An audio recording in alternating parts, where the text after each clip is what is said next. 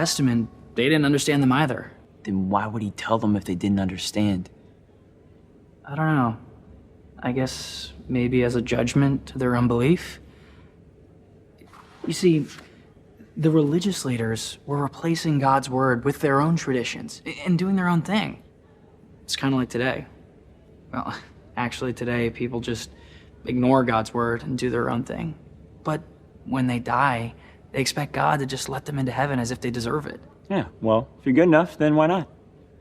Yeah, that's how most people think. And you don't? Well, what constitutes being good? You know, not murdering anyone, being kind to people, that sort of thing. And you're in? Yeah, that's right. But if that's so, then why did Jesus have to come and die on the cross? You got your sunglasses? Well, that I ordered 3 weeks ago that are shipping from Venice Beach. Okay. After messaging the guy 3 times over the course of 3 weeks asking when they were going to ship, today I said, are these shipping today? If not, I'm going to ask for a refund. And he said, it'll be out in the next hour. And then he shipped it an hour later. Wonderful. And I was like, thank you. He was like, thanks for your patience. And I was like, had a fucking month to do this. It's like, is there something special about them? No, they're like $10. Oh. They're like, they have like little holograms in the lenses. Yeah. That does sound cool. It's That's just cool. like, why did it take him so long? I'll never know. You figure out how to I'll make never know. So I'll wear my sunglasses for the next podcast. Okay. Wait, they were That'll just be good. shipping That'll be from good for radio. Venice? From Venice Beach? Yeah. I was like, I should just drive over there and get them. You do not want to meet that guy. Yeah. Yeah, well, for especially real. after that email. Yeah. Well, that's sure. Yeah. I just, he seems like the type of guy you don't want to know. Yeah. Just saying. Let's get into it. Oh, hold on. Sorry. What? I was just doing something stupid by accident. Uh-oh. He's doing jackass style stunts over there. He's in a shopping cart getting pushed over a curb like every middle schooler in America did in the mid-2000s. What the fuck was the guy's name in this movie? Dexter. Dexter. Dexter. I needed that. Yeah. I'm Actually, sorry. I'm not Character looking at names are not my IMDb. thing. I'm Oh, the yeah, great that's Dexter, and welcome to Jackass. Welcome back to Boys Bible Study. I am thinking of the names of 3 podcast hosts. Is your name Ash? Got it. First try. Always. Here with my co-hosts. Scott. And Julian. The great Julian. The great Giuliano. Yes, welcome back to Boys Bible Study. This is a special episode, as always. We've got a special guest to join us who we'll introduce in a moment. We're back watching the films of Rich Christiano. Longtime listeners of the show will be so excited to know that Rich is still making films, and this week we are reviewing 2022's Mindreader, which actually solves a long-standing storyline of Julian looking for Christian magician movies. We've spent many a week just typing Maybe he Christian. listens to the podcast. I honestly think so. We've always been wondering, when are the filmmakers going to consult with us for their films? And I think this is our first like shadow consultancy job. Like I think we inspired Especially Rich in this how movie. much this was like a Darren Brown inspired Oh my God, thing. yes. Yeah. No, for real. Joining us to talk about Mindreader is our friend Brad Roelandt, filmmaker, editor. Welcome. Hello. How's Hey. it going? It's pretty good. Yeah, we're just excited to have you on. We've been wanting to for a while, but as we were just talking about before we started recording, now that you've put out a series of acclaimed feature and short films, you get to do the Friends podcast circuit. So now you have Finally. to go. Now you have to go on all our scene podcasts to promote them. I'm dying to. Oh God, what was yours with Scott? Called the other Scott? You know what? That was such a golden time. Paradise Crossed was Crossed, my yeah. first ever Yeah. podcast with I our was the friend Scott Jamie. Huntsman. Well, I Yes. was the Jamie if he didn't do anything. Yeah, that was Yeah. fun. That was fun. Damn, I forgot about that time. It We was were like really fucking fun. chilling and like sitting. We were all sitting in my bedroom and like that was just I don't know, man. That was just such innocent golden times. It's also what I was saying about listening to a friend's podcast. I feel like I want to respond. Yes. And what was happening there is I was supposed to just chill and listen to you guys, but I kept chiming in, of course, off mic. Of course. And I think everything had to be repeated. No, that was very fun. I mean, that podcast was just like it was very chaotic in a good way. That's still around. If anyone listening wants some like early BBS podcasting lore, check out Paradise Cross. Soundboard's great. Yeah, that was very fun. Yeah. But Brad is a filmmaker friend of ours. You put out a couple things recently. I really love. I know we all on the show love your film IMG 0000. Is that how you pronounce it when you say it out loud? That's typically, well, I if someone hasn't been told what the name is, then I will have to say the full thing, and then otherwise I'm always calling it IMG. I thought it was Imgu. Imgu. Imgu. There's my friend great Bell Imgu. calls it Image 0000. Image 0000. Just fun to I hear. like Imgu better. Imgu 1000. Or image. I don't. Some people say image 000. Can you explain the concepts of the film? Yes, I can. So we downloaded about 2,000 clips from YouTube that were all unlabeled. They're all uploaded under their default file name from a phone, which is typically IMG and 4 numbers. Mm-hmm. So over the course of a few months, we downloaded about 2,000 of those, ended up using about 800 and made them into a feature film, like kind of a found footage hour-long feature. Yeah, it's sick because like one thing that's very interesting is one of the defining interests of our extended friend group is found footage collage. Totally. Which seems very specific, and it is. But then when I was watching IMG, it reminded me that is like that's like what I want to see in media. Like I want to see like a constellation of unrelated found things sewn together. Like that's just my sense of humor, and that's like how I think about things. You know? There's kind of a Vine compilation quality to it, or there was early trailer. We made a trailer for it before we made the movie because we had enough clips to do that, and we originally had the line "Art House America's Funniest Home Videos," which also I think fits that genre too. Yes, it's just but we did it without any kind of. I think the clips just kind of tell you what the movie is. Yeah. For real. And I mean, that editing style and that concept, I would imagine, owes some influence to my podcast co-host, Scott, and his former work with Everything is Terrible. Absolutely. Big time. Scott, all of your EIT edits over the years, definitely, when I first saw those when I was 18, like that really changed my sense of humor functionally. And like the way I think about combining media, and I definitely think that IMG is like a descendant of that editing style. Totally, it was like EIT was like a big obsession for me through college. That kind of like picked up more and more, and it is a contributing factor for me moving to LA. That I was thinking of the type of, because I was in school in New York, and I was thinking about the type of art and comedy that's in LA, and it was like. I knew David Lynch lived out here. I knew Werner Herzog lived out here. And then Nathan Fielder and like all that world of stuff, Eric Andre. Like it just felt like so many things that once were mostly here whenever I wanted to see it. Yes. And then Everything is Terrible was a major one too. Where it's like, oh, that's an art scene. Like it covers a lot of ground. It's a lot of different types of things. Yeah. No, my same thing. Like when I met Scott and the rest of Everything is Terrible at the time, which was a bunch of people, and found out that at the moment they had been all around, but they were all centered in LA. I was like, I got to go there. Like that's where it's happening. Like to me, that was like it was happening, you know? Mm-hmm. And it's interesting too. You and I, Ash, met because of that initially, and also ended up moving to LA basically the same week or 2 weeks. Yes. It was very close to the same time. The same 2 weeks as each other, for real. I was to the point of IMG 0000 being influenced by an Everything Is Terrible movie. It really does feel like an Everything Is Terrible movie, but in like it's wholesome instead, if that makes sense. Like it feels so much more less insidious and nefarious. Sure.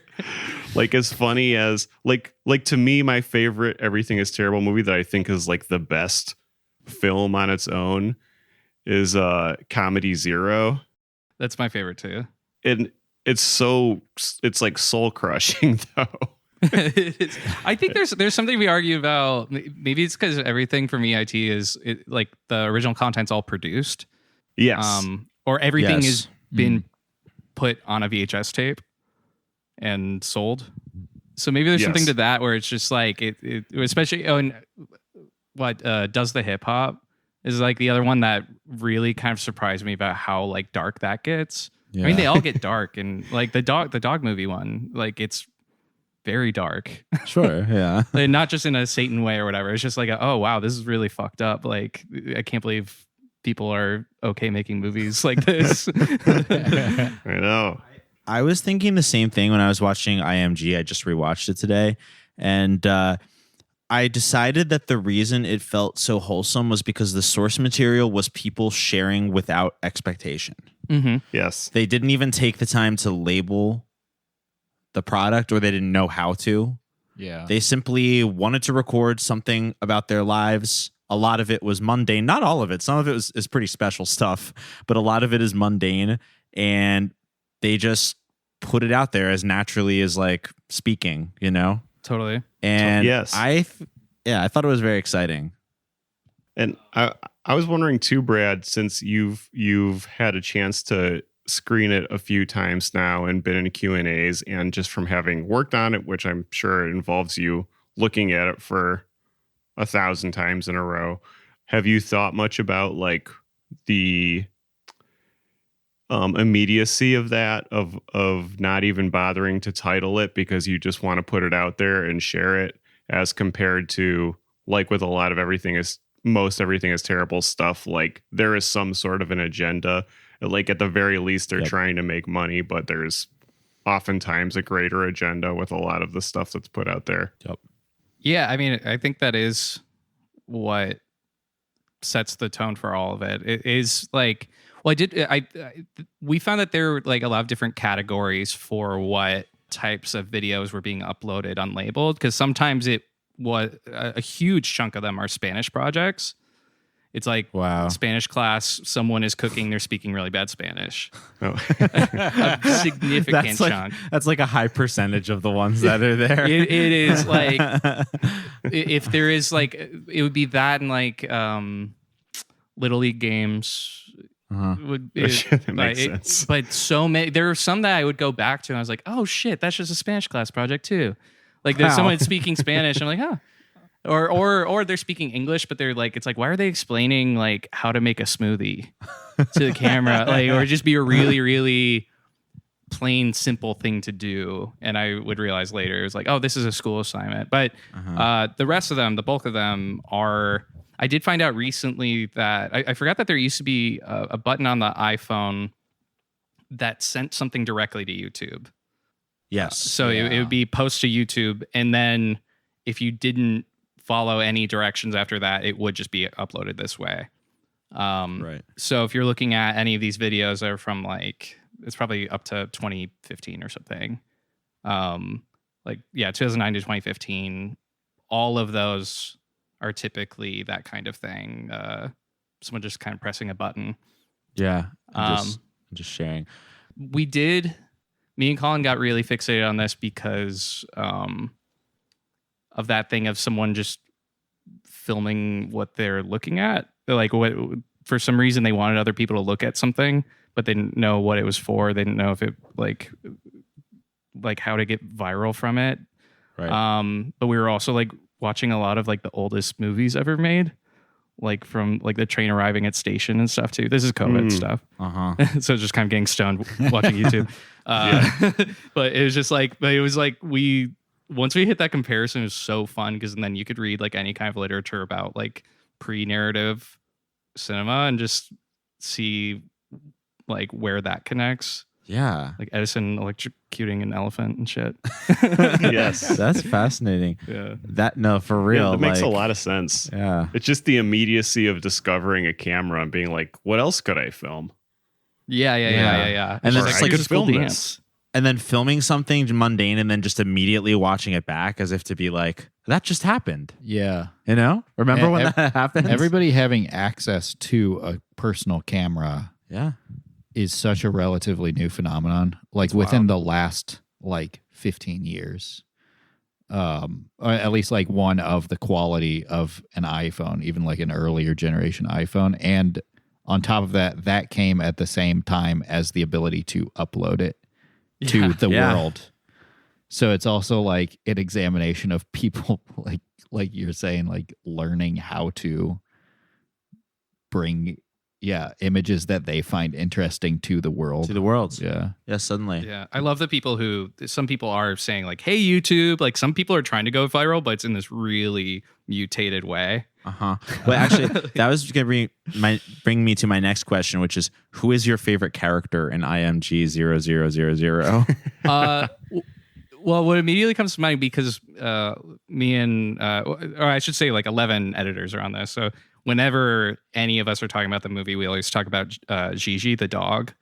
And Is that the white dog? It's the That's white like- dog. Yeah. And it's her owner. His name is Kurt Mazzoni, I think. And I don't know where he's from. I think he's from South America, lives in London. And it's just him talking to his dog saying, Gigi, come here. Come here, darling. You're so naughty. And he is elsewhere in the movie too. He's at the top of the movie. And we have this front facing section. We call it front facing hello. It's the name of that scene. That Jeremiah Williams edited. There's a section there where he's singing a song in the mirror, and you could see a picture of Gigi like framed in the corner. Oh my God. And I forgot, we downloaded all these at once, so I didn't even realize it was the same guy for a long time. Right. He's lip syncing, so it was like you couldn't even piece it together with the voice. But I saw that picture, I was like, holy shit, that's Gigi. Gigi makes It's a so brief cool. appearance in frame Yeah. before Gigi's revealed, like closer to the end of the film. And we used That's so another clip sick. of him for the trailer, for the more recent trailer. That's That's cool. great. I liked there's a bunch of people I liked. I like like those the two French- guys in the I like car the that French are making guys. their first blog post.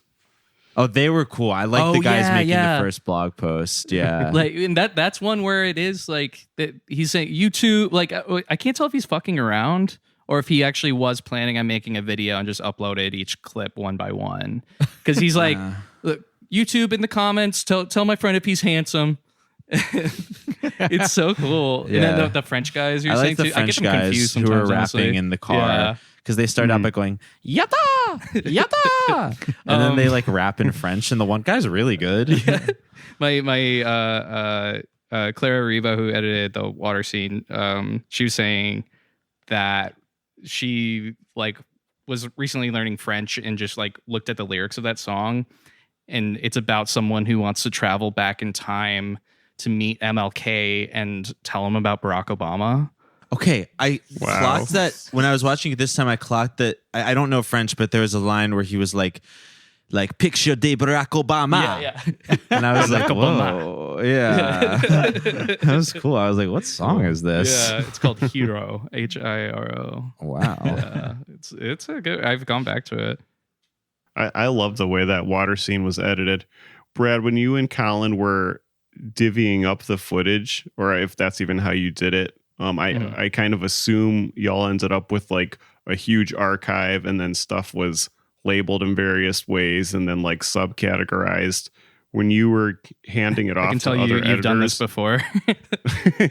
Yeah. You're the first How'd you person to be know? like, yeah, this is how you did it actually. Were you like for Loose Meat, for example, since they're good friends of the pod, like did you Right. hand them a specific grouping of footage and were like, make what you will with this? Or were you like what kind of thing would you want to make and point them in the right direction, or did everybody have access to all the same footage? We we divvied up. We had about like at least 50 clips per scene. And then some of them went up to like 150 if it was like kids or animals or whatever.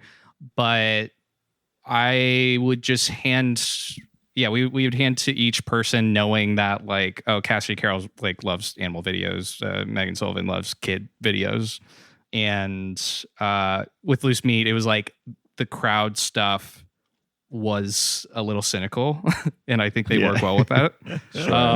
Like, it was just like when you're watching these crowds, it's just like, oh man, like sometimes it was scary, but sometimes it's funny. But basically, I just handed it to them, told them they could do whatever they want, just told them which scene was going to happen before and which scene was going to happen after, so they could set the tone in that direction, which is cool because I think the scene that they're coming from is called Hell, and that's one that I edited, and it goes into dancing, and you can see a progression in that scene in particular, in the crowd scene, that it just gets lighter and lighter throughout, and like basically like at the midpoint of the movie, everything is just happy. Like the first half is like kind of, it's all over the place, and sometimes it starts to get really dark, and then from like the 30-minute mark on, in the middle of the crowd section, it's just very joyful. Yeah, no, it really is kind of a coincidence, kind of. Yeah. No, and that's a funny thing too, to pointing out the cynicism of Loose Meat. A lot of re-edits they used to do for Everything Is Terrible would oftentimes be like the darkest thing that I was like scheduling that week, but still very funny, of course. So like the second time watching the movie, I was like, I'm gonna like figure out what the Loose Meat section is, and I couldn't. So like I think that's like telling for just the purity of the content, if that makes sense. I agree. That's cool. Yeah. I agree. They definitely match the tone, and like, overall, I was going to say, thank you for making a film that, uplifted the human race a little bit, you know? It made I was going to go back in time and show Martin Luther King Jr. IMG IMGU. It's just my God. He have a panic attack. Right. It's just like we're watching all this shit. It was just nice to know that like it made me feel, I don't know if this is true or not, but it made me feel that like humans at their base level are just kind of like curious and affable and like just want to be like, hey, a dog. I like that. It was nice to remember that. Also, and genuinely, my favorite character in it is the guy during the panorama scene that's talking about being on Lake Michigan, and God telling him where to find. Like, it's so fucking cool. Everything he says is so corny on the surface, but then it's just like, damn, this really works so well with everything we were doing. I know. I was traveling the world without leaving. I agree, and I was thinking about him, and I was like, does he like say this to other people, or is this something that's more in his internal world that he like expresses when he's doing his like when he's writing, or he talks about writing a book and stuff? I just wonder, like, does he like regale his friends with these stories, or does he have no friends and this is how he communicates? I don't know. It could be either way, It's weird. Yeah, it's very because I looked up his website. It seems like he is just kind of like, he writes like self-help books and stuff, and it kind of like it makes it a little sadder than or like a little where it's just like, oh, I don't want to know that. But I don't know. But on the subject of spirituality, definitely there were some spiritual themes in this film. Speaking of which, so when we have our filmmaker friends on the show, I think we enjoy showing them some of our favorite filmmakers. For instance, a couple weeks ago, we had Louise Ward on, and we showed her a film by Barbara Sundstrom, who's a filmmaker who we've been championing for many years on the show. So we wanted you to experience the new Rich Christiano film. Scott, was that your main reasoning, or did you have other thematic elements in mind when selecting Mindreader? Well, this was Julian's idea, actually, because he knows that Brad is a big fan of mentalists. And we had been meaning to watch this movie as well anyway, because as you just pointed out, we are huge fans of Rich Christiano. And he's like one of the, like, if not the first big, like, Christian filmmaker to some extent. Like, he's been doing stuff since the 80s, right? Yes. So like we were going to cover this at some point regardless. And it was just, I I Yeah, now know I that Brad's a big fan of Darren Brown. Yeah, Julian got Yes, me I kind of had a into feeling. Julian got me into Darren Brown. We actually did an episode on him for Boys Bible Study. Yeah, we I think did we've done multiple, haven't we? Or, at least one dedicated one. yeah. But we did the special where he like asked people about belief in God.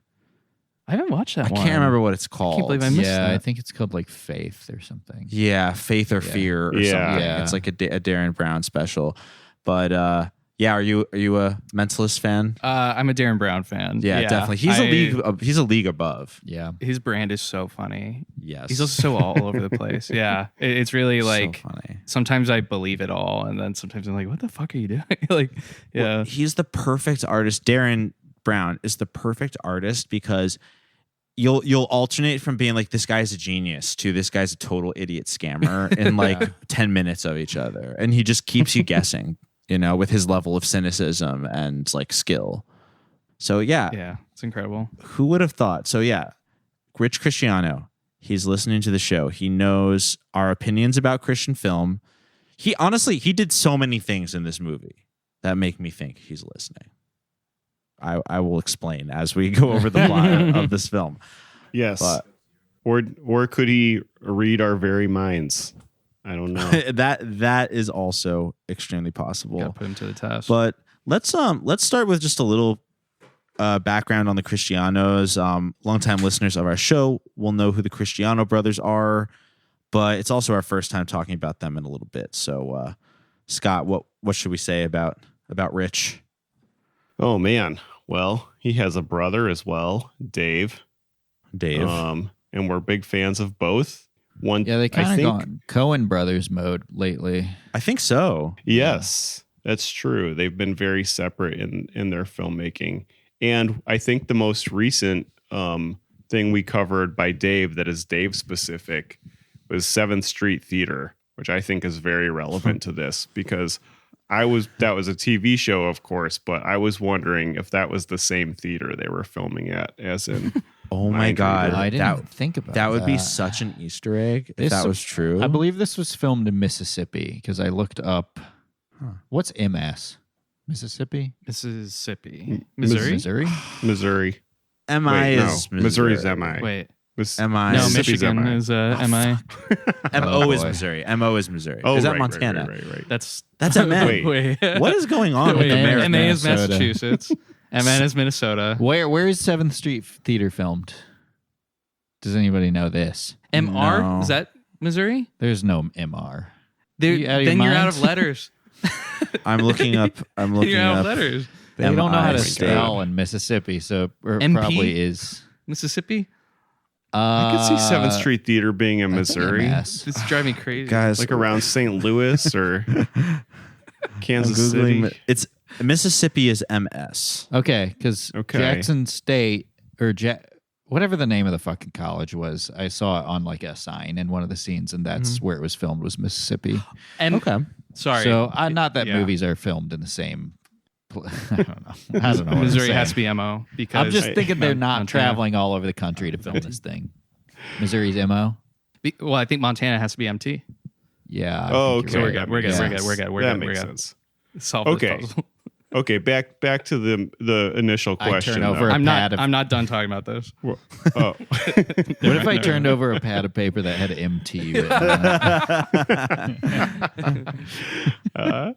well, we should mention real quick about Rich Christiano. Probably the most famous movie he's done, the one that's been most talked about throughout. I don't know, psychotronic history is his movie Second Glance. Yes. Which of Second course Glance. has a young David A.R. White. And it's about, and it ends with, spoilers, it ends with him going, Jesus, man. Hey, Scotty. Jesus, man. Which is a very Yeah. famous clip. That was. Uh, I feel like that was a callback in this one. Maybe not a callback, but Kind we'll of. talk about it at the interesting. end. But the very Kind of. end felt very, very much like updated for this cell phone. Yeah, totally. That's very interesting. I actually didn't think about that at all. Yeah. But you might be and onto End of something the there. Harvest as well. which, if you remember, that's about an atheist philosophy club at a college harasses a Christian, Scott, who claims to have inside knowledge of when the world will end. And, you know, they have some good conversations. They have some great conversations.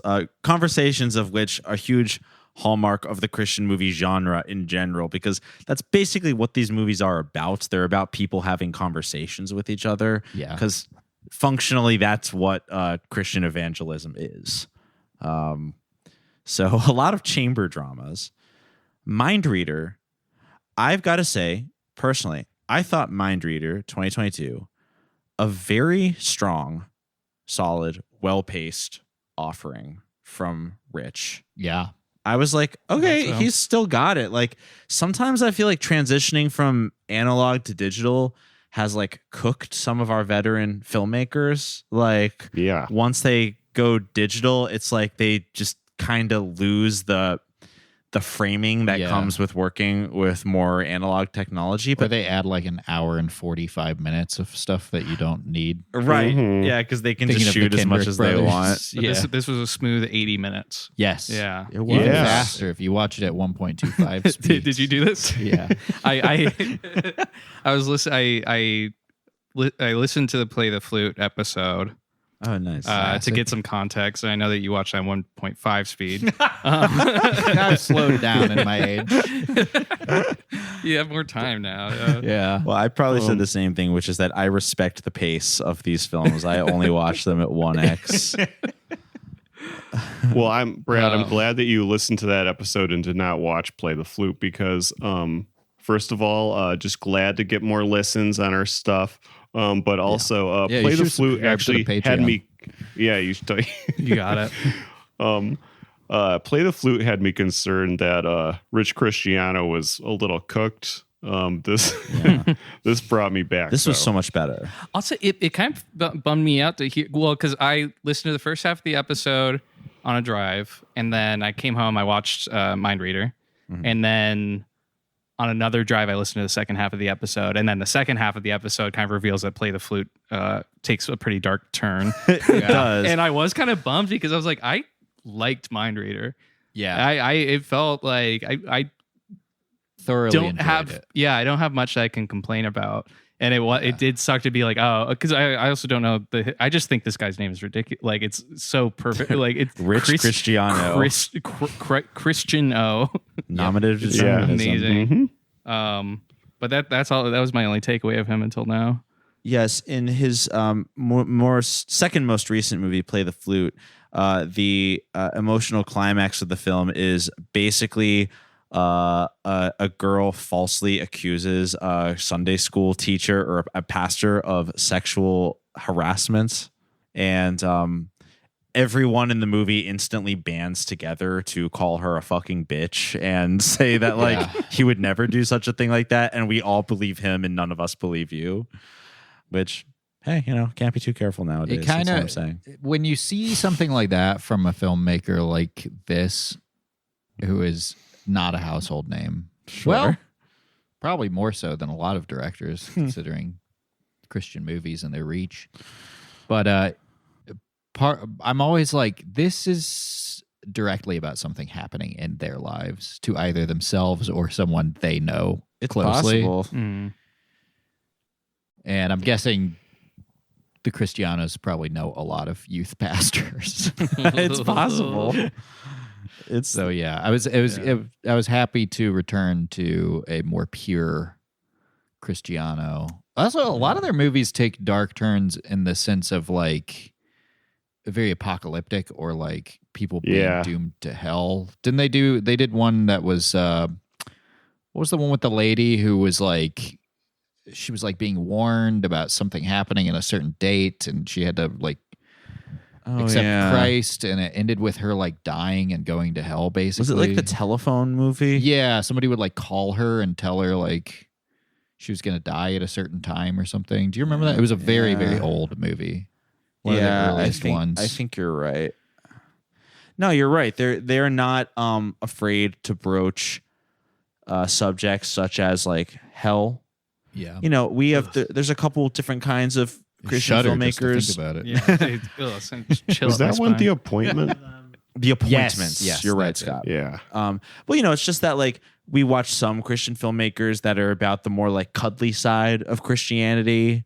You know, it's all love. And then we have like, honestly, a majority of Christian filmmakers, which are like, no, you are going to hell if you don't believe this. Yeah. And the Christianos, like, they're not afraid of like alienating someone by telling them about hell because they want people to know the truth. But Mindreader, let's start talking about this film. Not that we have to go in sequential order, but I do think it's important to point out that as soon as the film started with the Bible verse drop of like Jesus saying like, sometimes I speak in parables, ... like the whatever verse that is in Matthew, I was like, we got a parable on our hands, folks. You know, we're about to watch a parable. And I was so excited for the parable Rich was going to drop on us. And sure enough, there is a story coded about the life of Jesus represented in the character of Dexter, Yeah. the famous mentalist. Interesting name choice for Yeah. a Jesus surrogate. Yes, Well, Jesus at the time was a weird name, I guess. perhaps. Also, parable in the loosest sense of the terms. Yeah, that given is the not- advice that Dexter gives people compared to the advice that Jesus would give people. I'm thinking specifically about a woman being denied a loan 3 times, and he's just like, "You should ask again." I mean, Yeah. if you're Credit being score denied, 150. yeah, if you're being denied a loan multiple times for your small business, I think maybe the world is telling you this is not a good idea. For Was you. it something was lost behind a couch or something? Famously, Yeah, some- Jesus it was- would help that people was like find the their car solution. keys. Yeah. Yeah. Yeah, it's more of a maybe parable really isn't the right word here. It's more of Loose like representation. a allegory. Yeah, a loose a representation. Inspired by stories of Right. Jesus Christ. Sure. I'll say I don't have a lot of Bible literacy. Sure. Like I didn't grow up with anything like that, and so it was. Oh, you got to go. Well, I got to go learn. Yeah, Yeah. I'm starting with Mindreader. I keep wanting to call it Mastermind.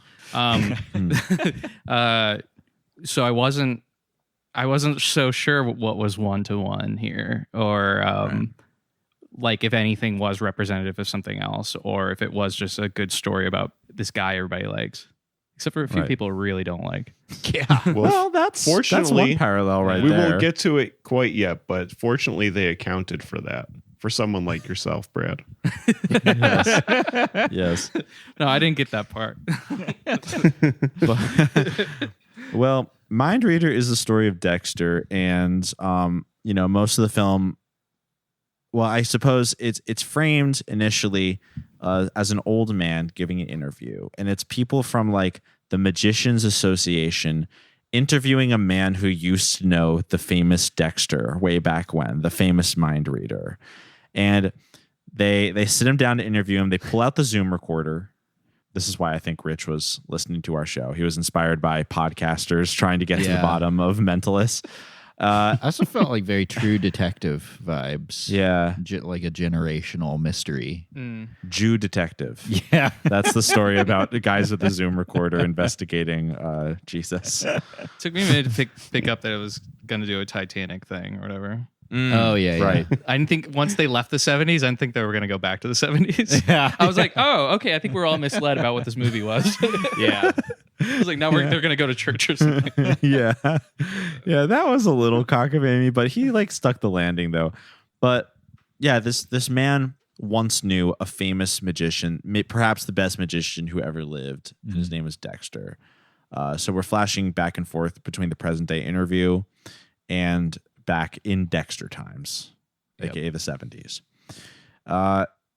It's pretty clear that Dexter has a gift that goes beyond stage magic. Okay. This is even better than when Darren Brown convinced what's that celebrity? What's the celebrity? Simon Pegg. Simon Pegg. I almost said Simon Rex. When Darren Brown convinced Simon Pegg that he wanted a BMX bike for Christmas. Yes. Even better than that, somehow, Yeah. is the stage magic of Dexter. Where he guessed the right word. Yeah. Yeah, he guesses the right word. Dexter's trick is that you go to a show and he throws a ball, and if you catch the ball, he guesses the word that you're thinking of. And when he guesses your word, mind you, it always has to be a word that relates directly to your personal life. Yeah. And then Dexter will give you some sort of cryptic but 100% accurate psychic life advice. So when I catch the ball and he says, "What is your word?" and I say, "It's average size penis." He says something to me like, "You're fine just the way you are." And I'm like, "Wow, thank you, Dexter. How did you know?" Well, maybe because you said average.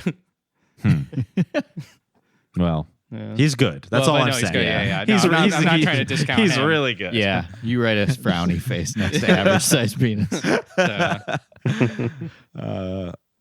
I like the words that people said to Dexter, like flower or whatever. Yeah. Yeah. And that was the lady who woman wanted who's to run wearing a flower a shop. shirt covered in flowers. He was like, "Is your word flower?"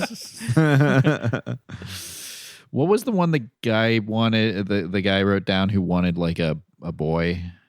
Boy. He had two daughters. Oh, I think it was just simply It was boy. boy. was It was boy. boy. Yeah. Now, sir, you in the middle. Your first name is? Lawrence. Have we ever met? No, we have not. Could you think of your word? You thinking of it? I am. Your word is boy. That's right.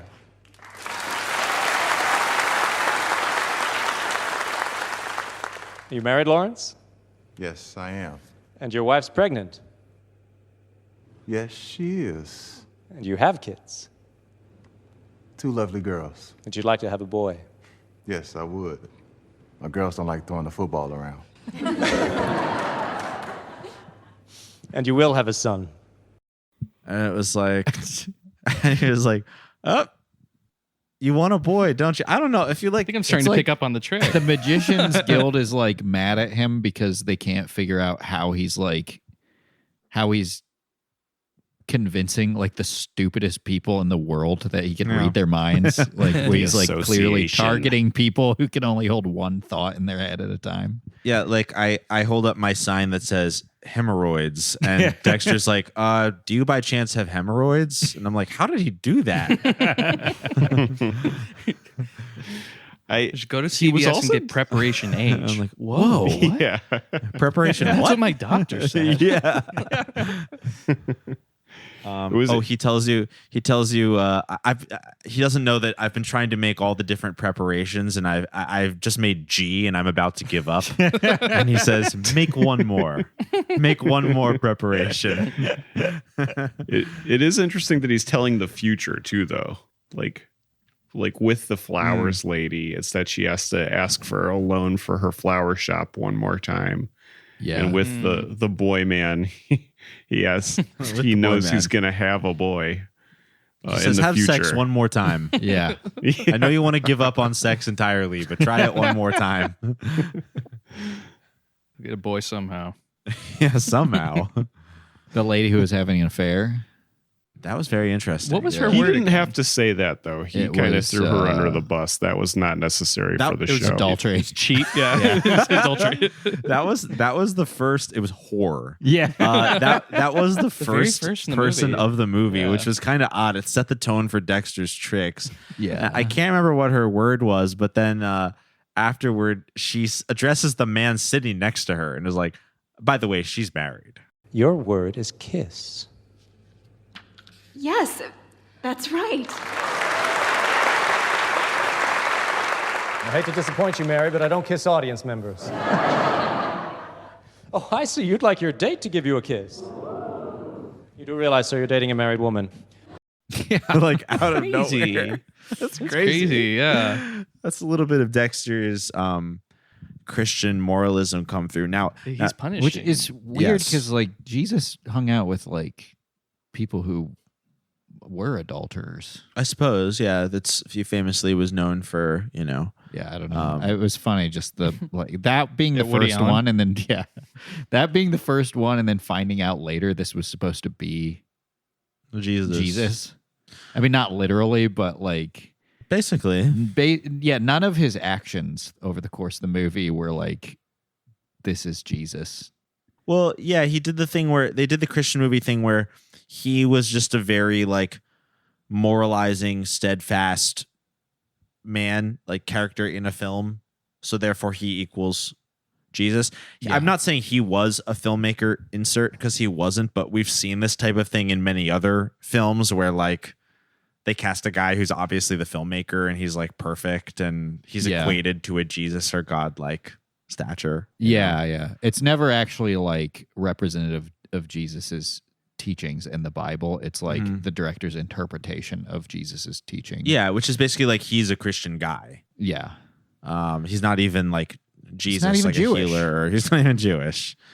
But it's kind of more but- like the structure of his like political life that he's focusing Yes. It's really Yeah. just about people hating him and loving him. yeah, Yeah. on. Yeah. Which that was really, I don't know, because I feel like I grew up around a lot of evangelical stuff, and it was kind of cool to see this. At first, I was like, wow, this actually is a digestible, like, this is kind of a neat story, and I'm like excited to see where it goes a little bit and stuff like that. And but the weirdness of it that separates it and makes it a Christian movie, I guess, is that still like I would never go to bat for someone like that. Like the way that people, like his assistant loves him so much. Like the way that people love this mentalist so much. I would never do that. Right. Like, I would never fight that hard. Like he doesn't do anything to like Jesus like fed the poor. Yeah.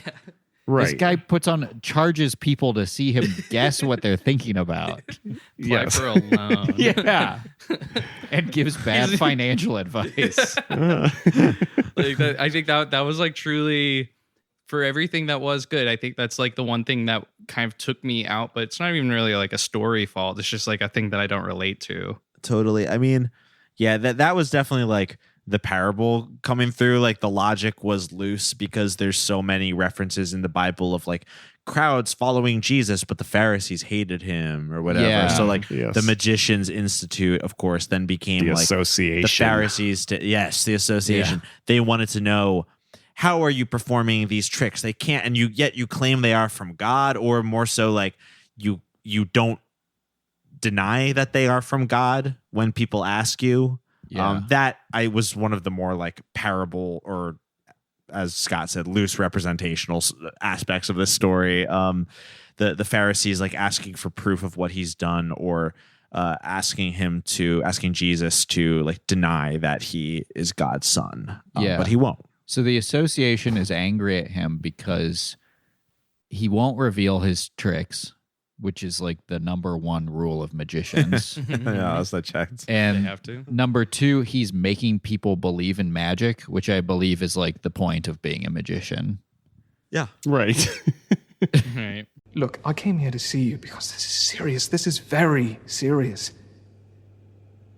There are people out there raving about the great Dexter, a man who can actually read people's minds. That's not a magic trick anymore. It's a miracle. This won't stand, not with them. They aren't going to let this go until you announce, and publicly, that what you're doing is not supernatural, that it is not a miracle, that it isn't real, even if it is. They want you to say that it's just a trick. Which would take away from what our act is all about. It is the mystery that sells it. I know. But they aren't going to let this go. Well, Why would you ever join this association? I wonder Right. I wonder if the masked magician had anything to say about Dexter. You know, Yeah. the magician that revealed all those tricks in the Magician secrets 2000 revealed. in the 90s. I wonder what he would think about Dexter. Maybe He was he could pretty reveal similar to Jesus. in many ways. He was Yeah. also persecuted. and had many followers. I think we've said this on the show, but I like remember a family member like very like in the 90s when like that Masked Magician show came out. I remember a family member saying to me like all the other magicians are very mad at him for revealing their tricks. And like as a little kid I just accepted it, and like now looking back I'm like, why did my family, like there was no like articles, like we didn't have like social media, it was all on TV. Like I think that was just like what the show said. The show was like, this magicians don't want you to see the show, and my family member was just Doctors like hate him. Yeah, literally. And my family member was like, all the other magicians are very mad at him. I remember being scared for his life when he revealed his face, his identity. Wow. Yeah. Was he hot? I don't think so. Yeah, probably not. He kind of looked like Menendez brother. Yeah, exactly. I was like, this guy's done. What an idiot. Why would you reveal your face?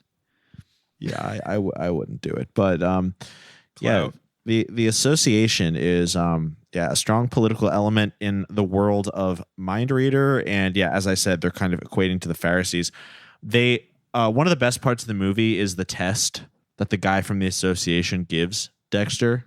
He puts Dexter on the spot at a party or something when Dexter isn't prepared to perform because he believes that Dexter is using audience plants. Yeah. And basically he does finally convince Dexter to do a trick, and they have this huge argument because he asked the guy to think of his word while he writes it down. And Dexter keeps saying, you're not thinking of the word. Like, you're not thinking of the same word you're writing down, blah, blah, blah. And they like go back and forth like 3 or 4 times, all for the word strawberry. I'd like you to think of a word. Any word. Let me know when you have it. All right, I have it. Okay. Write your word down on the pad, please. While at the same time, always thinking of the word you're writing down. You are still thinking of the word you've written down. I am.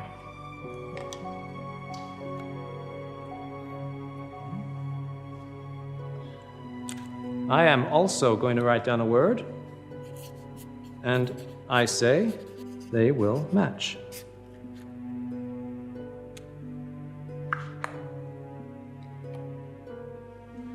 Show us your pad, please, Maxwell. Strawberry. That wasn't the word you were thinking of. Yes, it was. Strawberry. No, that was not the word you were thinking of. Yes, it was. It was strawberry. I eat them all the time. That was not the word you were thinking of. Yes, it was. You're not telling the truth. You calling me a liar? How about you're a fake? How am I supposed to do the effect if you don't play by the rules? You see, the great Dexter can't do his act without his plants. Admit it, that wasn't the word you were thinking of. My word was strawberry. That was not the word you were thinking of. Tell the truth. My word was strawberry. Tell the truth! That was not the word you were thinking of. My word was strawberry. Yeah. Like finally at the end, like, okay, it's strawberry. How did he do that? Yeah. I don't know. It's just very silly and anticlimactic. But yeah, the guy was trying to one up Dexter, but Dexter, even though Dexter called the guy out on him trying to cheat him, he still got it right. Yeah. He's the GOAT. Right. And he didn't gloat about it. He leaves the pad. Right. That reveals that he knew the answer the whole time. Right. He leaves it behind him. So he was part of the trick. This is the GOAT. Yeah. The scene where they introduced the Magicians Association was so funny with all the old men standing around like pulling like handkerchiefs out of their like closed fists. And like one of them, I just remember one of them because the audio was like really soft, but you could still hear it. He was like, they were guessing which hand this guy had a red sponge in. And like 2 other old guys pointed at his left hand, and he was like, no, you see, I have a black sponge in this hand, and then I have a red sponge in this hand. Right. That's like playing very softly over this like montage. And you poke it down in there like so, and then tell me which hand you think the red ball's in. No, that's the black sponge ball. This is the red sponge.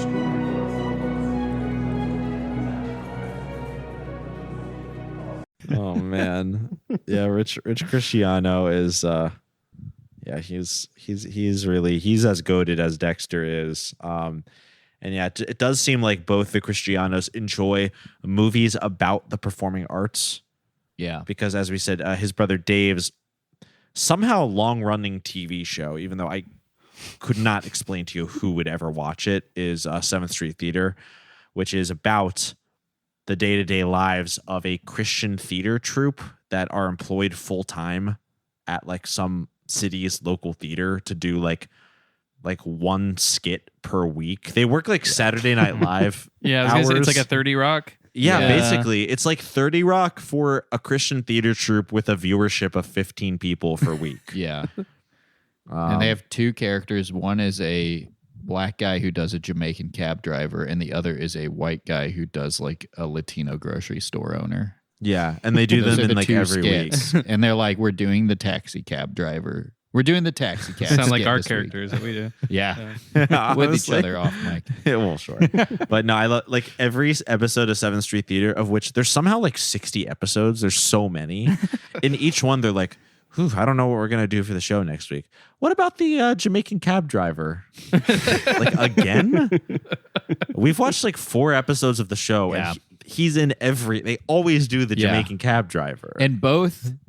The last one we watched had both the grocery store clerk skit and the cab driver skit, and literally both skits were somebody not knowing the directions to go to a place. Yeah. And the lesson was like, idea. let Jesus guide you. I feel like we should write one of these. Yeah. Maybe not the Jamaican cab driver part, but yeah, I'll do it. I think I would love to write something about someone not knowing directions. So Yeah, we should put on our own 7th Street Ash Theater. made it very clear during the Promised Land episode. He is excited to do the Jamaican cab driver. What did I say? Character. Oh, yeah, right. Yeah, we had a lot of good transracial discussion during that episode, but that's for another episode. You'll have to tune into that. I would honestly, though, I would love to see Highland Park TV reboot 7th Street Theater. Just putting it out there. Or let's have Rich Christiano make a film about Highland Park TV. Okay. Because he's listening. He loves, Mr. listening. Christiano, Sister Christiano, if you're listening, it's like, if you're listening, there is a local performing arts troupe of dedicated Christians, and they would be excited to star, direct, anything that they could do to make your next feature film a success. it's going to always be the shoe shine jack off instruction character. Every week they're like, well, shoe shine JOI. Yeah, what are we gonna do this week? Yeah. Dexter, I think we should reveal what happens to Dexter because it's not the end of the movie. Right. But after It's a parable, so you can It's just crazy. this was honestly really meta and crazy. Wait, did we say this in the first place? The reason why they're in current times and why they're talking to Caleb about Dexter? A I don't little remember. bit, but maybe you should frame it the way you were thinking. Okay. So Caleb was Dexter's assistant, and the way he became his assistant was because Dexter saved him in a card game because he like won up to the card shark by guessing his card and winning his money back. It was very cool of him. This is the feeding hundreds of people. Yeah, exactly. Saving him $65. And then so Caleb's his right-hand man from that day forth. And the reason the association, the modern association, is visiting Caleb is because they want to interview him about Dexter because the association screwed over Dexter. That's for sure. Which is that's where it's all that's the crux of this, we think, when we're watching it. We think that's the peak. Getting to the point of why he was disassociated. Mm-hmm. Well, in the final climactic showdown between Dexter and the association, after Dexter does the mic drop, guesses strawberry, and walks away through the crowd to amazed onlookers, the screen goes black, and we hear a gunshot. Yes. They assassinated the Yeah. It was really funny the way they like just showed his like rival in what seemed to be a prison cell in like his regular clothes. Like Is his that weird what's like supposed to be purple going turtle. on? I don't know. I thought so I because didn't they pick up showed on the that. they cut to black, gunshot, and then they like cut to this guy who was just like smiling sinister. Yeah, I guess in like a dark room. I kind of thought it was supposed to be the approximation of a prison cell. I thought it was the same room. I think I forgot what he was wearing. If his outfit changed. No, his outfit did not change. Oh, That's why okay, I thought it 'cause was so bizarre. I thought they just did a bad job matching the lighting or Okay. something. But it was also it is a weird thing that I think in the edit they like forgot to establish who shot him. Yeah, they. Like, Yes. I rewound it. I watched it a few I'm times. doing a 'cause I lot was just of like, yeah. Yeah, I'm doing a lot of work for the Christianos right now. Well, we always find ourselves doing that. We always like take a film and we're like, well, obviously this thing happened, and it's like 7 elements that we had to introduce to make sense of what we've just That is seen. I thought he kind of got Harvey milked by the guy. Yeah. Well, who didn't like him. That's also that does feel like it's a weird silent film like distortion of like how to tell a story. yeah. Where it's just Yeah. like cut to black, sinister smile. Yeah. Yeah. And that means he Like- got murdered. yeah. That's very true.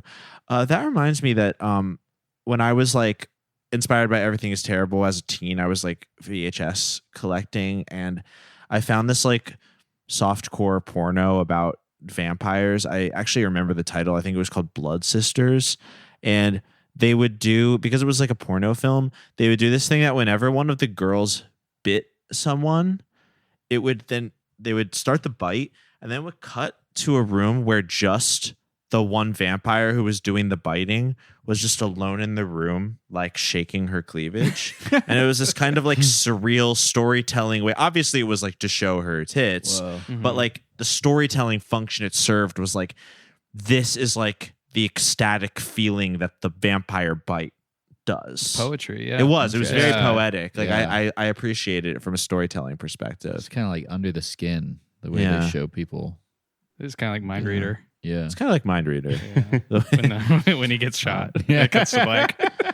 So Did they not want a gun in it? Did you think that was part of it? Or? Maybe. I don't know. Could be. Sorry, I No, was no. really hung up on that part. I don't think they've ever shown. Well, in the time travel one, like one of their first movies, where the guy travels back to ancient Rome after being in like a car accident. I feel like there was some gratuitous like whipping and stuff in that, but I don't think they No ever show guns. like explicit violence since then.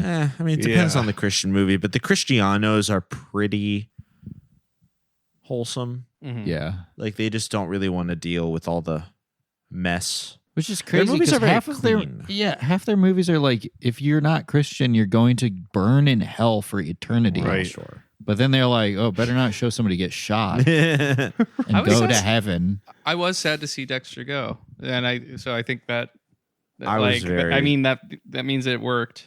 For Yeah. real. No, Yeah. I was like, wow, I can't believe they shot my goat. I'll miss that shiny ass bob. I was Well, shocked amazing that was their hairstyle. backup plan. I know. You'd think they would Yeah. saw him in half or something. I didn't realize. Yeah, I didn't know that the stakes were that high. Yeah, Yeah. same. Yeah. For both sides, again, like going to bat for him too is like such a weird thing. That's in the kind of first why. place, but That's why I thought it was just the one guy acting as like a crazed gunman, because it just seemed so excessive that sure. the association would like kill him. Yeah, I think so too, especially because like that guy was doing it in broad daylight. Like he obviously knew he wasn't going to get away with it or anything, Yeah. you know? Okay. So he's like some sicko. I think he was some sort of sicko who was his An pride evil was magician.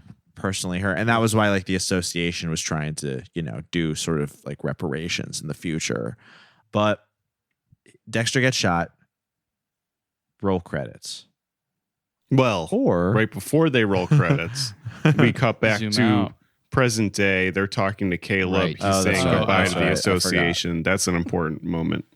that is a very important Yeah. moment where he says, actually, I mean, we might have to put the clip in, but the association finally asks him, like, so do you believe that Dexter could really read minds? And he says, I'll give you a multiple choice answer.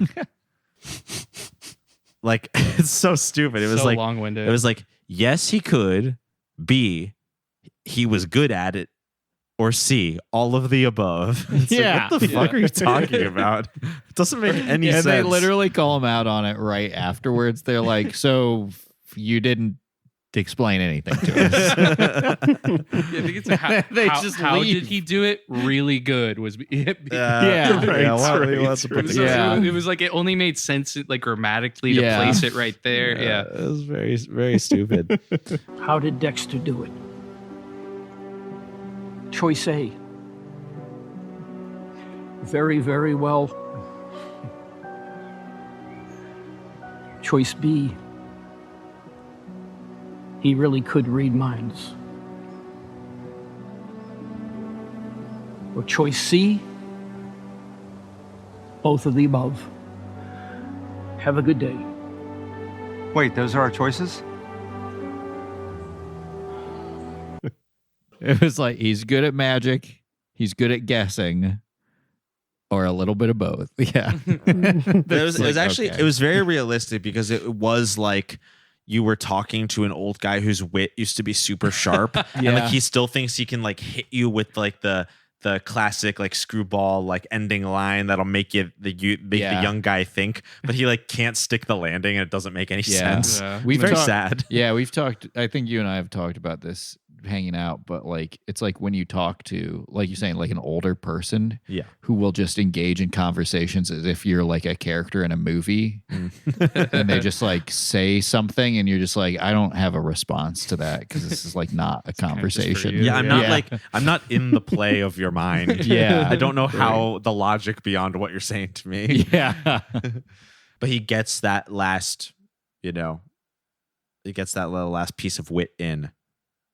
Roll credits. Actually, pull back. We're in a movie theater watching the movie Mindreader. This was awesome. I wish I saw this in a theater. Oh my god! Man, that's some train pulling in the station shit. There was a riot at only the it's me premiere falling of into a Mindreader. K-hole. Yeah, there was no. I got the zoomies after that happened. I was running around my apartment like a dog. I thought you got hyper. I did. I thought YouTube had autoplayed the next video. The movie clips, that YouTube channel, like it has all the thumbnails show up. More like this. What was the video that you said it was the upload of the game show? Oh yeah, the floor. That would just end with a Chinese man just like looking at his phone, smoking a cigarette for like 15 minutes. There's a YouTube channel really of a bizarre. Chinese guy who uploads full episodes of The Floor. And then at the end of it, there's just extended clips of him filming himself going on his phone. Oh my god! Yeah, I love like the smoking a Floor. cigarette. If you could send that to me later. He doesn't say anything. He's just sitting there smoking a cigarette. That's like, very on IMG. his phone. Yeah, That's very IMG. Yeah. But he does it That's so awesome. consistently. It's just like, what is your end game here? Yeah. Do you know you're doing this? Like, he must, right? Like, I don't know. I mean, he has to, I guess, but there's no title cards. There's nothing that's like, now here's me playing my phone or whatever. He doesn't say anything. yeah, Very totally. strange. Very strange. Well, We're in the movie theater. we're in the movie theater with a bunch of, I'll say it, good-looking college kids. Okay. Okay. They all look a little weird, but they're like very handsome and they all clearly go to the gym and stuff, And the rest of the movie is like all just like young Christian, atheist and Christian men having like spirited debates in various dorm rooms for the rest of Mindreader. Were they atheists or were they Christians that just didn't give a shit? I couldn't remember if they hard to specifically. say. Yeah. I think it kind of depended on the characters. Yeah, Like, just there was, non-Christian, non-believers. right. Generic non-believers. And Rich Christiano, like I think that I just think this was such a delightful fourth wall break. It was amazing that a Christian filmmaker finally went the extra step of making a movie and then at the end of the movie being like, okay, now I'm going to have a bunch of different characters explain what the movie I just made was about. Like, I don't think we've ever really seen a fourth wall break on that level in one of our films. It's like an Iranian. Like it feels like a taste of cherry. I haven't seen that. It feels like a No Bears. I'm not just saying shit. Not I'm sorry. So if anybody listening knows what those are, they're gonna be like, "What the fuck? No, he's wrong." But they're self-referential, you know. I see. Yeah. Gotcha. Yeah. Well, it's just like the idea that there's like, I don't know. I guess maybe this is kind of wrong too, but there's like a Greek chorus effect. It's like there's like a third wall breaking, like audience group, stand-in group that's like commenting impartially on the action that we're seeing, and like that happens at the end of Mindreader, and it is a film. Mindreader has now become a film about a boy showing his friends the movie Mindreader. And Yes. it is now a meditation on the concept of Christian film in general. Yeah, this was genius because in case you were one of the 4 people who watched this movie and didn't pick up that this was a parable of Jesus Christ. Given the Bible quote at the top, which they also mention, actually, yeah. Right. I didn't pick up on it.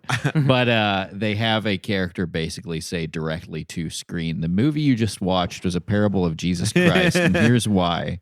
Like he explains, he like mentions the Bible verse. Basically the same thing I said an hour ago is said by a character in this film, almost word for word, which leads me to say, Rich Christiano, I challenge you on your next film, do the exact same thing you did, and then cut to a third scene of a group of podcasters discussing the fourth wall break of Mindreader. Wait, Scott, I have a re-edit project for you. Yeah, I have a re-edit project for you. Yes. Can you re-edit Mindreader, adding a third ending of us talking about the movie? It's already just on YouTube. Right. Like it's not like you need to get it on a streaming service. No. It's just we just need to get it more views, and then Well, it probably actually has a lot of views. I can't remember how many. I have another idea beyond that. We'll talk about it later. That's a great idea, though.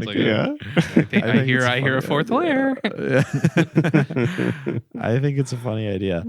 It's a very funny idea. Yeah, and I honestly can't remember the names of any of these guys. I did think it was cool. Oh, like Danny. This is that's the main one is Danny, which is huge because that is the name of the character in Second Glance. Really? I did not catch that. Really good catch. It's second glance. Second glance. That's amazing. I thought it was cool because this is now the second Christiano movie in a row. Play the Flute was also Rich, right? You said that? It was. Yeah. Play the Flute was Rich. Yeah, that's why I listened to that one. Right. This is the second Rich Christiano film in a row that's centered mainly around like hot Zoomer teens. Mm-hmm. Like he was like, where can I get like strapping Zoomer men with like the kind of swooping like Mumford and Sons ass like hair that all Christian pop culture is downstream of like fashion trends from 7 to 10 years prior. Yeah. Play the Flute was full like stomp clap fashion. This movie was a little more like city, like we're in the TikTok era, not like full like broccoli perms, but people just had these like very manicured like swooping hairstyles and yeah. And then Play the Flute, I only know because you guys mentioned, but I think there's a clip that you played that was they were talking about Christian films in that at one point. But I don't know if that's just like a one-off line, maybe. I wasn't sure if it was a crucial thing, but yeah. Oh, yeah. He references something. He says, like, aren't Christian films like really boring? And the character is like, no, they're great. Or it's kind of it's like Scream. Yeah. Yes. I think the closest thing we saw in recent times was in that Tim Che movie, The Firing Squad, from this past summer, where they're walking out of the movie discussing the Christian movie they just watched. Yeah. Oh, yeah. I forgot about that, too. That's awesome. It's crazy how these guys who are trying to give you like life lessons on like just, your existence and how to carry through your life are like so far removed from reality that all they can talk about is Christian movies at this point. Specifically their own movies a lot of the time. Yeah. A lot of the time. How many movies have we seen where the director puts movie posters of their own completely unwatched films in the background. That's like every single film we watch. That is so cool. It's cool. Honestly, like that it is so cool that they're breaking the form. Like that is just so across the board that way. That's crazy. Have we got some filmmakers? If you like that, if that titillates you, then we have got some filmmakers to recommend. It is great. You find weird little pockets where people are doing. Why is horror so meta? And then why is this so meta? And then why are these Iranian films so meta? That's very interesting. Right. Well, I think it actually this is a good tie-in too to IMG 0000 as well, because like part of the thing that makes that type of footage so great, at least seemingly to me from what you and Collin constructed, Brad, is that like what we were saying earlier, it's so immediate and similar to like early silent film where it's like, what if we could film this? What if we could film this? Like there's no real rules. And same with like a lot of the Christian movies we watch, they end up coming up with new ideas because their goal or reason for showing you a thing isn't what you're familiar with from standard media that's being put out. It's not so tied up in being marketable. I Yeah. guess. Yeah. It's more like it is. This one was definitely message forward. I guess it was like the marketable aspect of it is that it's palatable as a story. Like it was watchable for me. Yes, it was. Yes. No, this. And he's an experienced filmmaker, so just from a production standpoint, there's nothing like very bizarre about it. I'm about to get the zoomies. This movie was high on the watchability scale overall as a podcast. Yeah. Like, which, obviously like Brad, like you know enough about this genre to not be surprised by that, to consider it watchable. But I think there probably could be some people who like grit their teeth through this movie, and then I have to explain like, no, this is one of the easiest ones to watch. Well, it's also you don't have to be laughing at it to enjoy. I guess that's a big thing, or because you guys screened that Sorbo movie, which I think watching that alone, I might have felt differently. That movie's really fun with the group. It's more laugh squirming if I were alone. With a group, it's more laugh out loud funny than this movie is. I would not call this one a laugh out loud funny movie. It's more just like delightful. Yeah, whereas it felt like I've been really into Hitchcock Presents lately. I haven't watched much of that. It feels just like this movie. Okay. Like, Ooh, nice. Hitchcock Presents is like 30-minute episodes and Hitchcock hour-long episodes, and those ones are better. Hitchcock didn't make any of those, but they're really good. It's basically Twilight Zone, I guess, but they're all like scary. But it is like there is one where it's just like, like we went to this magic store, my boy disappeared, and it's Leslie Nielsen. And it does kind of, it's all that kind of funny. Pondering. That one's got Leslie Nielsen in it. He used to be in horror. Well, actually, it actually is really. Let's watch funny, that. Honestly, I wonder if I could find you. I'll see if I can find you one that's related to the pod. He goes to a mentalist, and you're like, "What's the word? The word you're thinking of is boy." Look again, you'll find. Check the magic store. Where'd he go? Yeah. But all to say, it is like this kind of pondering a mystery, and then you never really figure it out or whatever. Yeah. But it made me very excited to watch this the whole time. Because I was like, this doesn't feel that different from that at all. And then it's kind of anticlimactic ending. Yeah. I was like, he's just dead? All right. But maybe that's what dead, the Bible and is. it was a fake movie. It was a fake movie all along, too. So we'll never get the... Yeah. This last part was funny because it was just like so like hyper speed to the end. Maybe it's because I was watching at 1.25. The movie seemed to be paced really fast, faster than normal. And almost 1.25 speed, the way a movie normally would. I mean, I would have let the scene breathe a little bit, but talk a little slower. I mean, it just turns into one of their typical, like second glance, just one guy trying to convince his friends to be Christians. But the part that really got me was the thing that convinced one of his friends to also become Christian was he's working at a coffee shop on campus the day after seeing Mindreader with his friends and going to like the fucking like food hall on campus at like 2 a.m. to discuss the movie. one of his friends is working at a coffee shop the next day, and he sees a guy who looks exactly like Dexter.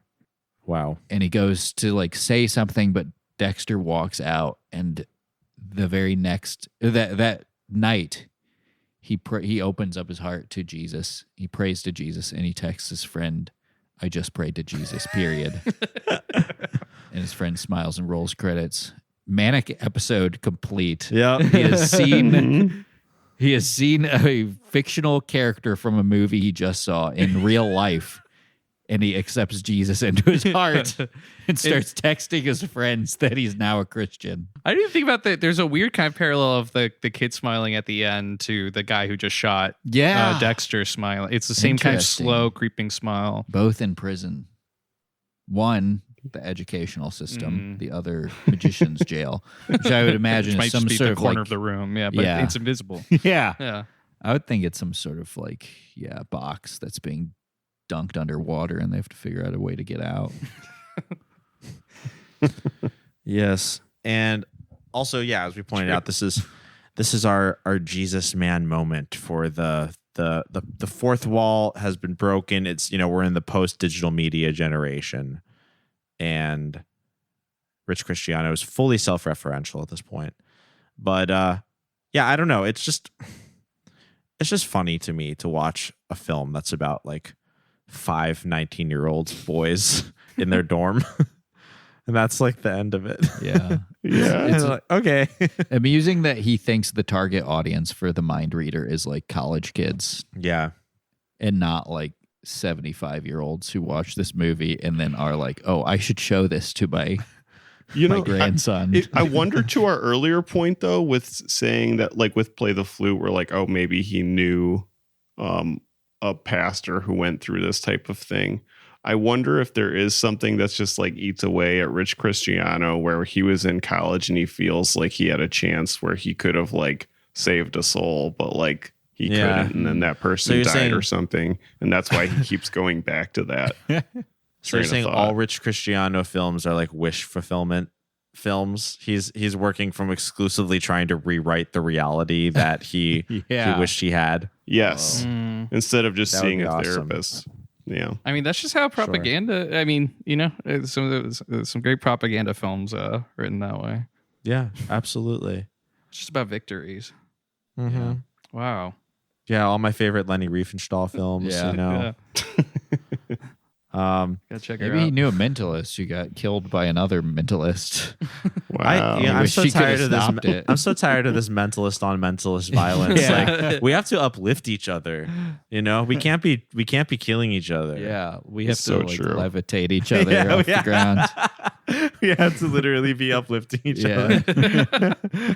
I was just the power thinking of about this, telekinesis. the scenario where I do see, like, hypothetically, I see this movie in a theater.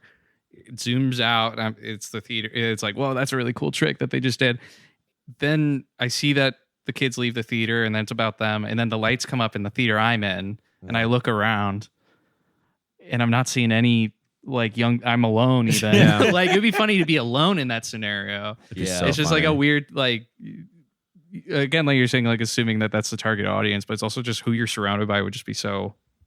Yeah, It would be very funny. Shape your experience. I would like to have that experience and be surrounded by the crowd that we had for the firing squad. Yeah. Where it was like the old lady being That would like, have been awesome. "Who is that?" I wish there would have been like a discussion about the movie with like 15 minutes left of the Mindreader movie. Yeah. They weren't waiting till the credits rolled to start talking. No. They bought spacesuits. I'll like never forget that. It's so funny.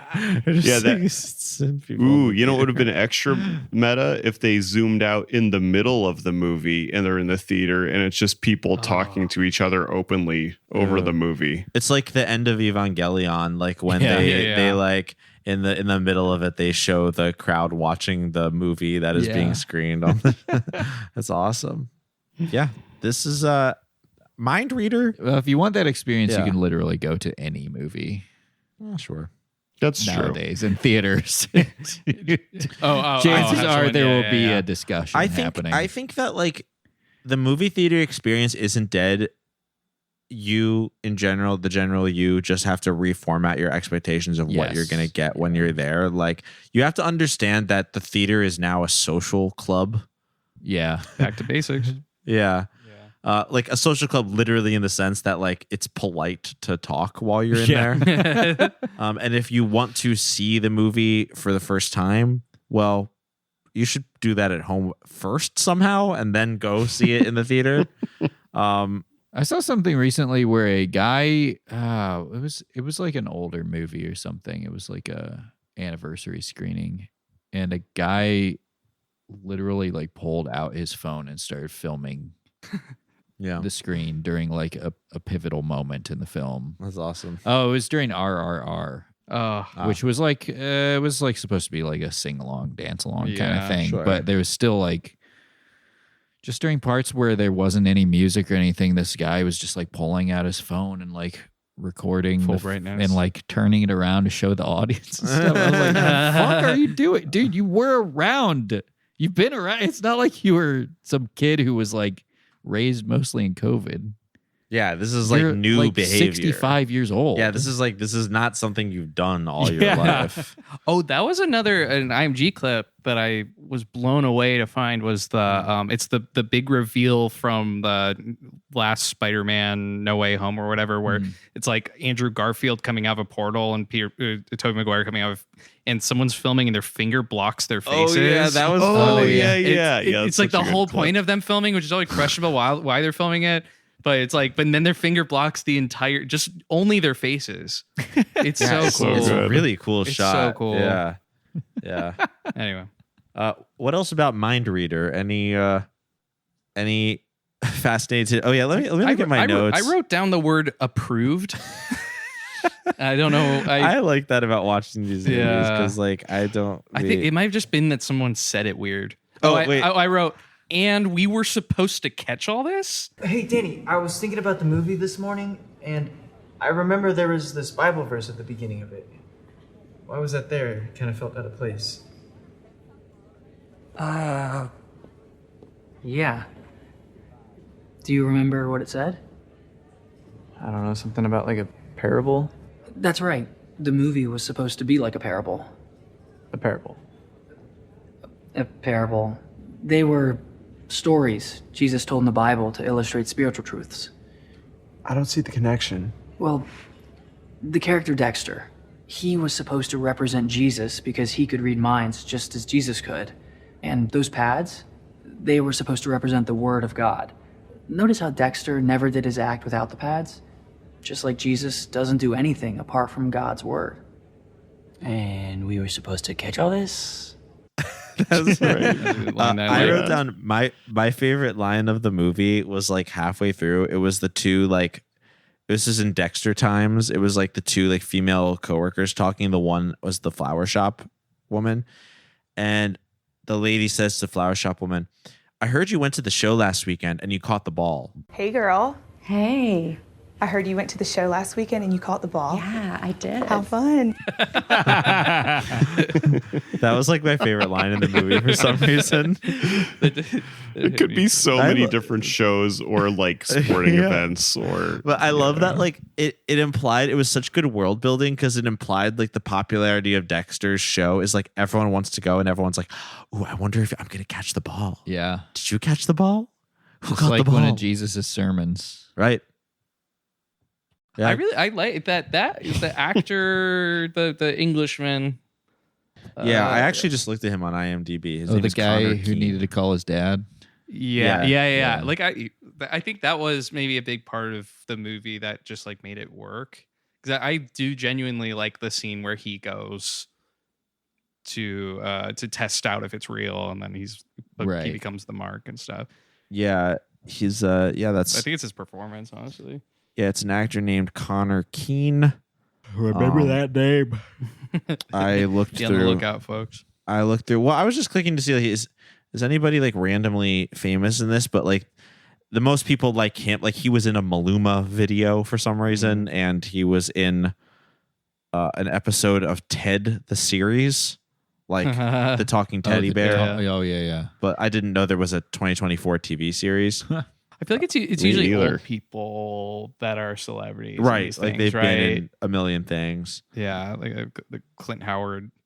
Yeah, I clicked Yeah. on some of the younger guys to see what's going on with Roberts, them, and no one's in like too many things, but some of them seem to be aspiring actors. But I really liked the main association bully. I thought he was good. yeah, he was really good. Good performance. That was Roland Get him in more stuff. Roland Rusinek, and he was not in much to speak of. But hey, we want to see him, so we hope the next Harvey Weinstein is listening to this podcast. I hope that there's a young Roman Polanski out there Looking to cast his next looking picture. to cast his next picture. What do you say? Should we rate Mindreader? Should we? Yeah. You read my Well, mind. I already know. I was gonna say I already know what you guys are gonna rate it, so we don't even need to do it. Well, I was actually going to write down my rating and see if Scott That's a could guess really it. good Yeah. idea. Ooh. Wait. I'll let you guys go first. Okay, wait, no, let's literally yeah. do this. Let's write down our ratings. We've never done this before. Okay. Let's write down our ratings with a minute here. Brad, you know how we rate, right? Yes. Yeah, we Yes. you know, I you have use to pick an context element clues. from the movie. Let's write down our ratings and let's see if we can guess each other's ratings. Okay, hold on a second. I need to think. Also, you need to think about your rating as you're writing it down. Just so you know. Oh man, we have to guess all of each other's. Yeah, we do. Oh man. Well, I don't know if we're all going to be able to do it, but Yeah. we're going to I do just- our best. I kind of wanted to put the mental labor on one person to come up with 3 jokes. That would be four jokes, funny. actually. Yeah. Yeah, that would be Now we're gonna end up with 16 jokes here. Okay. Mine's a little obscure. Okay. I wrote one down. It kind of sucks, but whatever. I wrote mine down. All right, I'm ready. Okay. I'm envisioning Yeah. what you all have written down. I'm envisioning it. Scott, I predict that you rate this film 3 out of 3 failed loans at the flower shop. No, that's not what I. But yes, it but- was. You see, you changed. You wrote something else. Yeah, you weren't. That was your problem, Scott. You weren't thinking about it while you wrote You it were thinking down. of something else. Yeah. It was a 3 out of 3 though, so you're partially Okay, I was right. close. Wow. Yeah, I was close. I think we're gonna have a problem here. What was? Are we guessing other ones or are we trying to guess? Scott, you should reveal yours. Okay, Yeah. I'll tell you. Yeah. Wait, it was but also 3 out say of that- 3. What? No, go ahead. Go ahead. It was 3 out of 3 blank notepads, which I would like to Wow. note. Oh boy. They compared the blank notepads to the Bible when they're explaining what everything meant. Oh, in the yeah, movie, that was awesome. I took which it at is face so value. funny. Yeah. They were like, Um, the notepads were like God's word. Notice Dexter never performed the trick without the notepads. Yeah. Right. The Bible famously blank. That was a Yeah. correlation I was waiting. Like I was like, oh, maybe when I talk about it with these guys, I'll find out. No, it didn't really make any sense. Nope. Because you can be whatever interpretation you want or something. No, but I made out 3 out of 3 blank notepads because generally speaking, in his act, he would have 3 different people get a notepad to write Right. down something. Yeah. But overall, I thought this was. Should I give my little spiel to, or are we going to keep Yeah, guessing please, things please. first? Oh, okay. No, give your spiel. So I really like this Christiano Brothers movie. It's the best one we've watched in a while, maybe since like Secret of Jonathan Sperry or something. Yeah, which you should watch, Brad. But dopeness. It wasn't just a Christiano movie. It was a Christiano movie about someone bringing their friend to Christ by taking them to a Christiano movie, which is amazing. Just fantastic. Amazing. And I truly believe that the greatest, most Christiano studied mentalist would never see where that twist came in. It was a great movie. Amazing. They on one. For real. Anyone else have a guess? I am going to guess that Julian picked 1 out of 1 strawberries. Can I tell you that's what my guess was going to be too? Really? We both think that my guess for Julian was going to be 1 out of 1 strawberries. No, That's not crazy. kidding. Wow. Down. Julian revealed. Okay, so for radio, I'm going to tell everyone listening at home that It's also a note that's handwritten too. Julian has handwritten a note on a drawing pad on his phone that simply says erectile dysfunction. Sorry, I thought we were writing down what we were thinking about. Oh, fuck. I don't know why that's at the top of my mind. I seem to have lost. You're going to want to oh, here we go. Dexter says, like, Dexter says, have you ever tried men? I wrote down, I had 2 out of 2 sponges. Ooh, okay, I was discussing earlier, and that makes sense. You referenced the sponges earlier. I should have known. It was just at the top of my mind. I know it's the sponges. Okay, so wait. Okay, so Brad. Okay. I'm tell you thinking what it's is. probably something you mentioned earlier in the episode. So I'm thinking it's, Actually, I want to hear a guess from all of you guys. All right, I actually couldn't read that, but I saw one word, but it didn't. It was just the number. Okay. But you did have a big reaction to 3 out of 3 notebooks earlier. It was. I'm gonna pray. You're not thinking about the damn word. Here, I got you. I got you. I think Brad, yours is 4 out of 4 college movie going friends. Ooh. I wish I was that funny. Oh, Julian's praying right now. Yeah, he's meditating. I think you ranked it 3 out of 3 ball throws. That looks like I got it. We'll take it. 3 out of 3 caught balls. Wow. 3 out of 3 caught balls. We have a mentalist on our show. Wow. I prayed. I was the only one who prayed. That's Everybody a good else point. was looking at themselves. Yeah. I was looking to the heavens. That is wow. I mean, you did text the strawberry thing before, so I think that's why Scott and I both landed on you saying 1 out of 1 strawberry. Yeah, 3 off the scent. But that is still wild that we landed on that because it's only one thing. I guessed you had a big reaction to the 3 out of 3 blank notebooks. Yeah, that was kind of fucking me and up. then, I but was you kinda didn't nervous. say that it was. It didn't seem like it was exactly that, but it was so close that God told me that it was something close, adjacent. You saw me reacting to 3 out of 3. No. Yeah. And I did see the word 3 when I tried to cheat. So Can anyone tried? Yeah. Can anyone guess mine? 1 out of It might be 1 hard. average penises. Okay, you got the Average-sized number penises. right. Okay. You got the number right. I did a 1 out of 1. I wouldn't know anything about average sized penises. I'm going to say 1 out of 1 rabbits out of a hat. No. No. I thought you were it did very meta. No, I get that, but it did relate to the movie. Okay, 1 out of 1 bullets. That would be good. Okay, this is so stupid. I did 1 out of 1 Zoom recorders. Because me being a podcast producer, that was what I fixated on the most of this whole magician movie. I was like, oh, it was cool when they brought out the H2N Zoom. You know what's funny is I looked away when it said present day. And then when he was like, make sure you record all this, and he pulled out a Zoom recorder, I was like, what the fuck? Well, hey, Brad, thank you for joining us on Boys Bible Study today.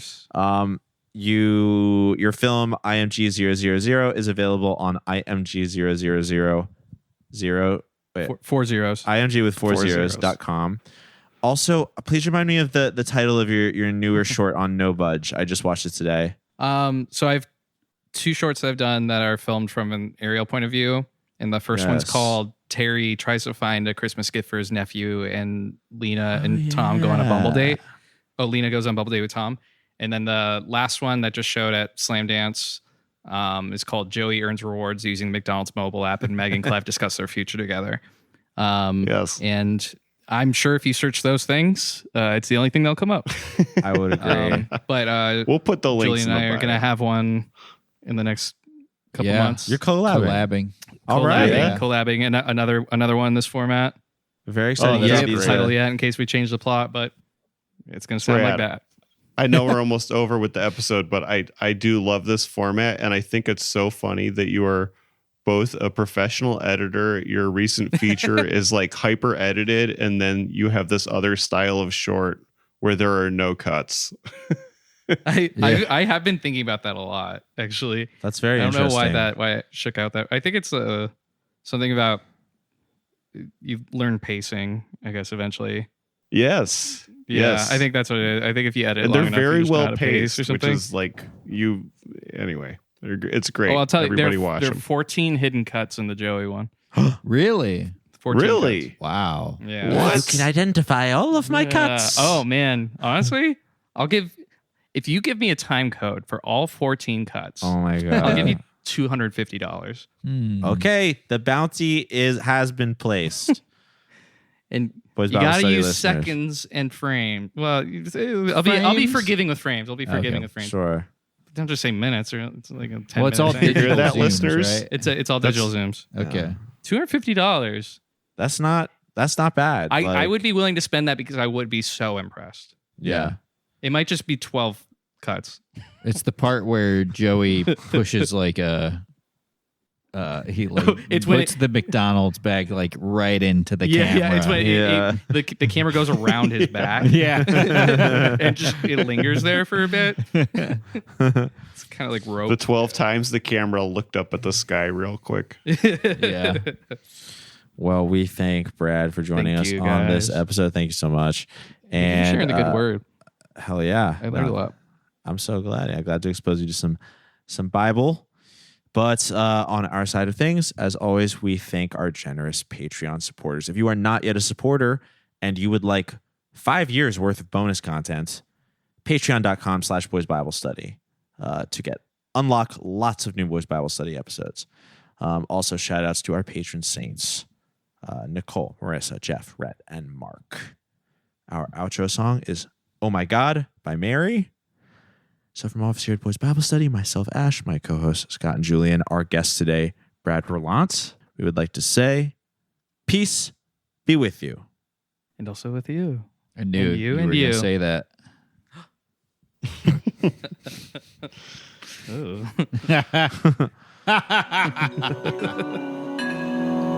Forgive me, Father, for I have sinned. I feel your loving me, it's coming from within. Oh my God, my devotion is so unwavering.